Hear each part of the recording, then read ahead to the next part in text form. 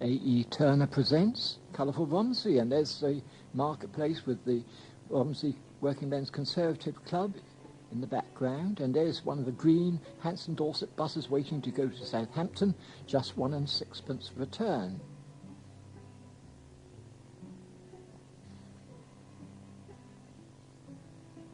And here a view of Romsey Abbey,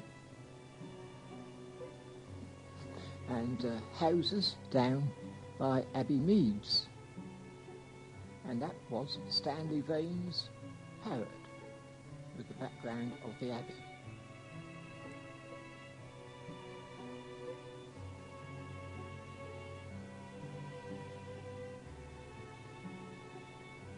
And that's on the way down to the War Memorial Park, just over the bridge.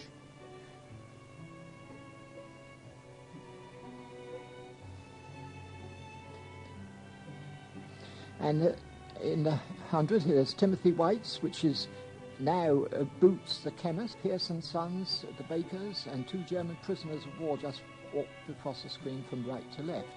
That's the original sign that my wife made, which started up the Royal Air Forces Association in Romsey. And there's Latimer Street with FCM Vokes, the newsagent's shop with the canopy out. Holman's, the greengrocers, and on the right was Purchase and Son, the grocers. Now on the right is T. Ely and Sons, the ironmongers, that's on the extreme right, and in the background, of course, once again, Romsey Abbey. Woolworths and the International Stores, the groceries store in Romsey, and Hyde and Co. Seed and Grain Merchants, which is now a hardware house. Green Hanson Dorset bus goes by, and one of Strong & Co.'s brewery lorries, closely followed by a royal blue coach. And that was a fish shop that was nearly opposite the present Waitrose supermarket. One of Reed and Mallock's little lorries just proceeded from left to right. There's Boots' old shop next to the Conservative Club. Of course, they have now moved to Timothy White's premises, as you saw just now. Weber's restaurant, that is now the Palmerston restaurant, and before that it was owned by the Turner family. No connection with myself. There's some Battle of Britain posters. The Cycle Works and Wiggins and Son, that is now a lingerie shop, and the chemist is still a chemist. Lloyd's Bank, Romsey, and you'll see how very, very dirty the front of the building became during World War II. And up on the top you will see the cupola, which eventually became dangerous, and pieces of it started falling down onto the pavement, nearly killing people. And you'll notice, if you look at it nowadays, it looks rather different. S.J. Bourne and Son, the fish merchant, and this is now the entrance to Broadlands. Church View along by the bypass.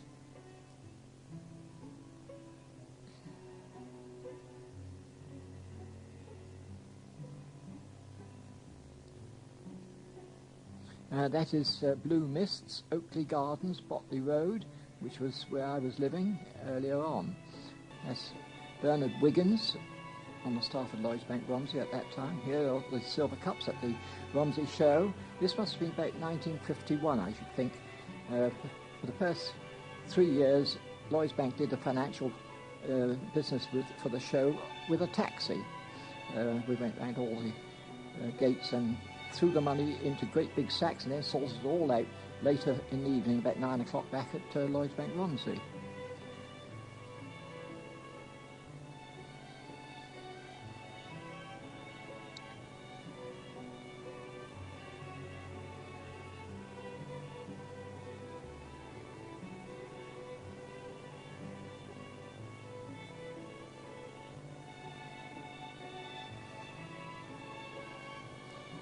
J.R. Wood & Co.'s display at the show. There's myself on the left of the picture, the Lloyd's Bank caravan.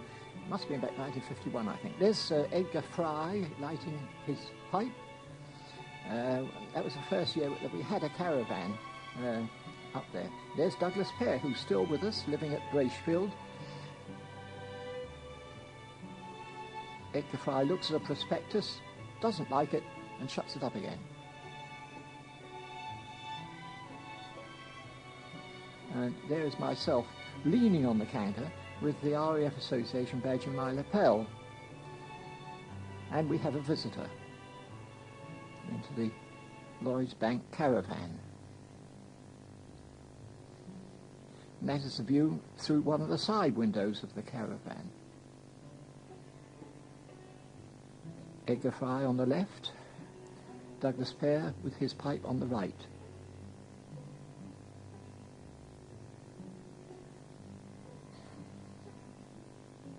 But the oldest house in Romsey in Palmerston Street, and it's now a restaurant.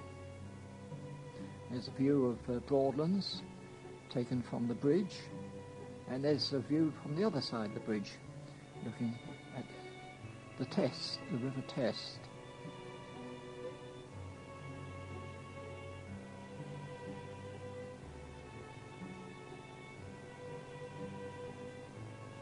And there's the bridge concerned and some more of the River Test.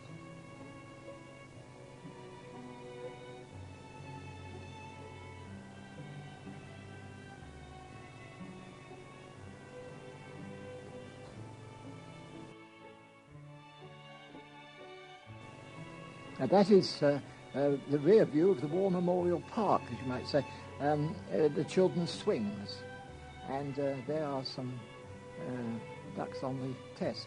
This building used to be the workhouse when it was known as the Gardens. I believe it is now known as Nightingale Lodge. Here's the Plaza Cinema, which was bought a little while ago by the Romsey Amateur Operatic and Dramatic Society, and here it is at night with the neon lighting showing as it was at that time when it was a cinema. All that neon lighting has in fact been stripped off since the Operatic Society took over the plaza. And now Douglas Fairbanks Jr. crowns the festival Queen. Now this was outside the town hall, and in a moment you'll see the Douglas Fairbanks Jr. stepping up onto the rostrum.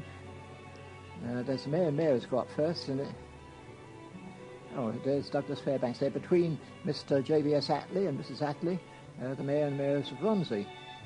That microphone, by the way, which you can see there, was very, very poor. You could hardly hear a word on it.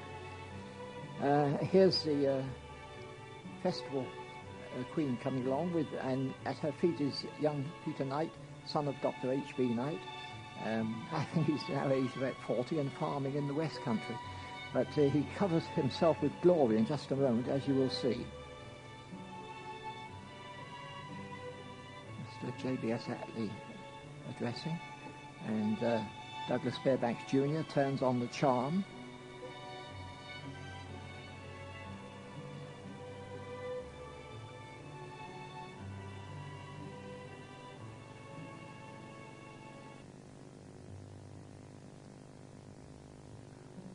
And here comes young Peter Knight. And whoops-a-daisy, he's on the ground. The crown is picked up, and Douglas Fairbanks Jr. duly places it on the head of the festival Queen.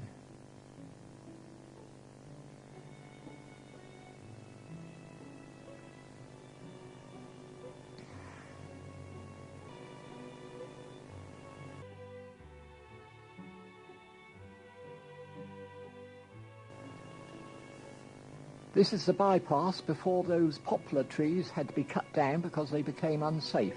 What a pity it was, because it really was lovely. And there's the Palmerston Street and the Crossfield Hall. The Horse and Jockey Public House, one of Strong's houses, is now a veterinary surgeon's surgery. Another view of the bypass, which when I first came to Romsey in 1932 just didn't exist. And all the traffic from London to Bournemouth used to go down Bell Street. You would hardly believe it. The Stroud School Sports.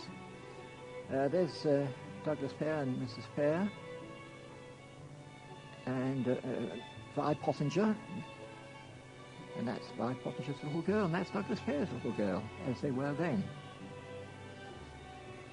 Probably nearly grandparents by the time I'm speaking now, in December 1987.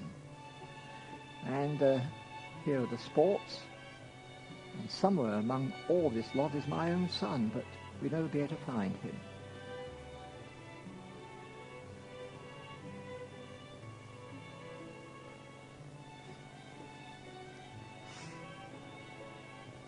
This is Henry and Miss Butler in the pink.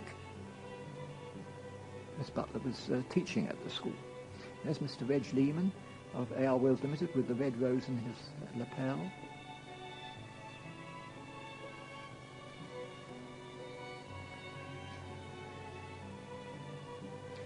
Douglas Fair urging on his then young son.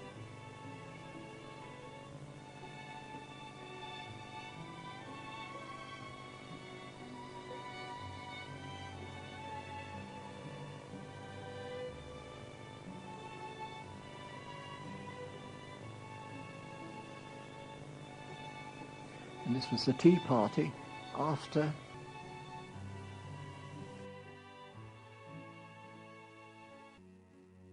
Charter Day in Romsey, when Her Majesty the Queen came to Romsey, and unfortunately the zoom lens had not been invented, and the result is you will only get a glimpse of the Queen.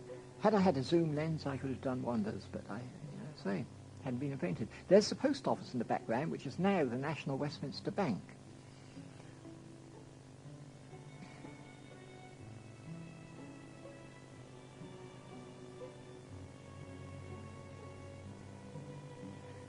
You can just see Prince Philip there in the background behind the Queen, almost as a silhouette. And the Mayor presents something or another to the Queen, but I don't quite know what. He bows to her. And now you can see the Queen there, but over a zoom lens.